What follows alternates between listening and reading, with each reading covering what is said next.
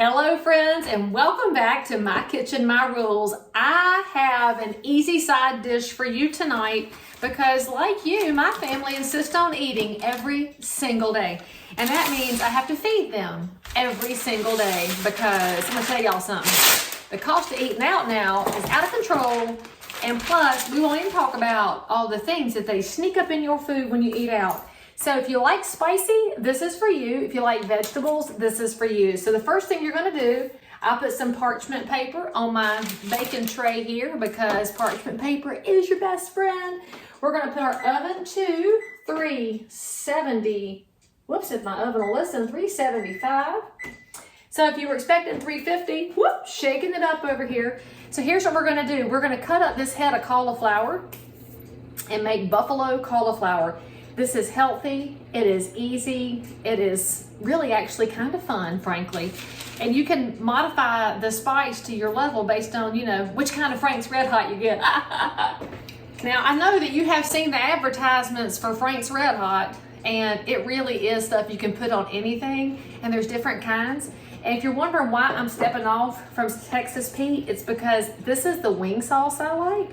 And I haven't tried the Texas Pete one. I know, right? Because, you know, I get into a rut. And speaking of ruts, can I show y'all my new knife that Cutco gave me? Oh, they're so nice. And it even says My Kitchen, My Rules. Let me bring it over here next to the camera so y'all can look at it. And these are guaranteed for life. And if you buy a house from me, you might get one as a present, I'm just saying. So here's how you cut your cauliflower, y'all. Some of you probably wonder, how do you keep from making a huge mess? Spoiler alert, you can't, but there's a way to maximize what you get off the cauliflower. Turn it upside down. I've already pulled the leaves off. And let me move camera angles here. I'm trying real hard, y'all. I watch some really cute kitchen channels and they are far more advanced than me because I don't have a rig. And by the way, if you're wondering about my bucket in the kitchen here, I have chickens now, so expect a lot more egg recipes. And chickens like produce, garbage, cast-offs, you know, compost stuff. So I keep that in the bucket, and now my chickens are going to get a special treat of my leftover cauliflower bits. So all I did was slice in kind of a star shape around the core to get it out. I really do have to pay attention because I do have a proclivity to cut myself, and the Cutco knives are strong and very wonderful. So now we're going to pull it off. See, look at there. It comes off in a nice little mini head. Put my little pieces of leaves over here for the chickens. They're gonna be so excited. And look, oh, if you're having a party where you wanna impress people, you could leave it in these big chunks, but that's not normal. So we're gonna fix something where everybody will eat it and pull off this. La, la, la. See, we have cut the core out. We didn't have hardly any left on it. So that is nothing going to waste. Now this is why it's so easy, friends. It is 2 ingredients, cauliflower and Frank's, right? So now we're gonna slice it up, and for those of y'all that are new to cauliflower or you get intimidated by it, those little tiny florets, I'm gonna go ahead and toss them in. I'm gonna cut my big florets half in 2, and then half in 2 again, and then in quarters. We've got a bowl full of cauliflower. We'll take our Frank's Red Hot. Now you see some recipes on the internet tell you to coat it in butter or oil first. You don't have to. Look, cut all that out. You don't need the extra grease.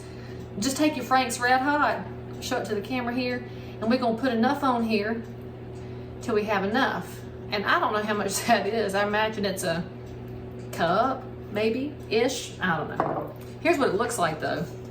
You saw however much more it looked like, so it kind of looks decorative. And then we're gonna toss it until we make sure we have enough on here. We always add some more on if we want to. You can't really have too much if you like spicy buffalo wing sauce. All right, we got our little sheet pan here covered in parchment paper. Make a single layer.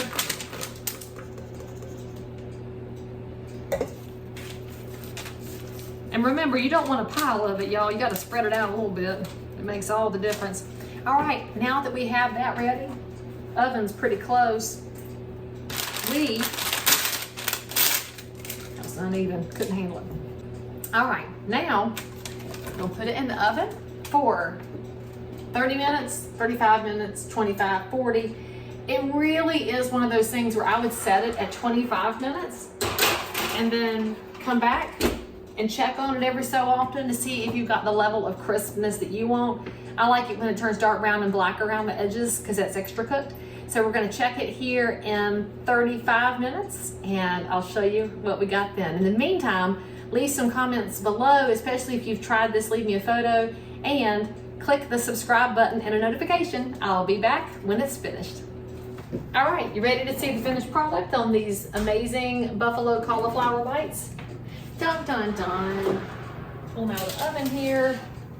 And yes, if you're wondering why I now have my apron on, I did kind of do a quick change because there is a wonderful porcupine meatball casserole. Well, it's not really casserole, it's in a casserole dish in there right now to go with this.